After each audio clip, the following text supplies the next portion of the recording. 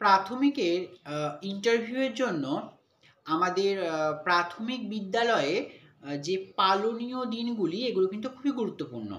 তো বিদ্যালয়ে পালনীয় দিনগুলো আমি একটুখানি আপনাদের সামনে উপস্থাপন করে দিচ্ছি। আমাদের বিদ্যালয়ে জানুয়ারি মাস থেকে শুরু হয় এবং ডিসেম্বরে শেষ হয়। তো জানুয়ারি মাসে যে পালনীয় দিনগুলি রয়েছে, প্রথমেই ২রা জানুয়ারি বিদ্যালয়ে বই দিবস হিসেবে পালন করা হয়।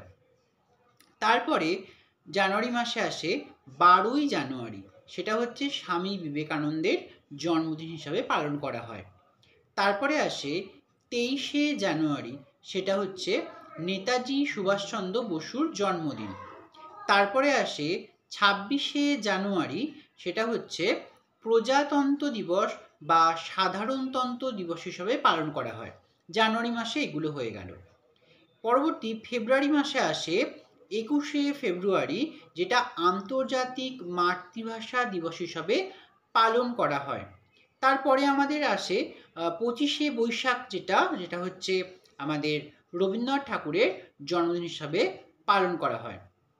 তারপরে আসে ২৬শে মে, যেটা কাজী নজরুল জন্মজয়ন্তী হিসাবে পালন করা হয়। তারপরে আসে ২রা আগস্ট, যেটা আচার্য প্রফুল্লচন্দ্র রায় জন্মজয়ন্তী হিসাবে পালন করা হয়। তারপরে আসে ১১ই আগস্ট, যেটা শহীদ দিবস হিসাবে পালন করা হয়। তারপরে আসে ১৫ই আগস্ট, যেটা ভারতের স্বাধীনতা দিবস হিসাবে পালন করা হয়।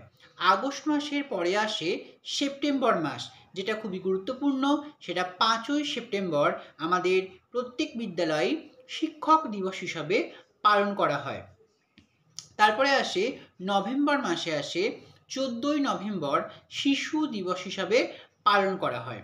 মোটামুটি এই দিনগুলোই আমাদের বিদ্যালয়ে পালনীয় দিন হিসাবে কিন্তু গণ্য করা হয়েছে এবং আমরা আমাদের বিদ্যালয়ে এই দিনগুলি নির্দিষ্ট দিনে পালন করে থাকি এবং যে দিনগুলি যে বিষয়ের সঙ্গে সংযুক্ত সেই সম্পর্কিত কিছু অনুষ্ঠান আমরা কিন্তু পালন করে থাকি এবং এগুলো কিন্তু আমাদের স্মরণীয় বা পালনীয় দিন হিসাবে কিন্তু গণ্য করা হয়।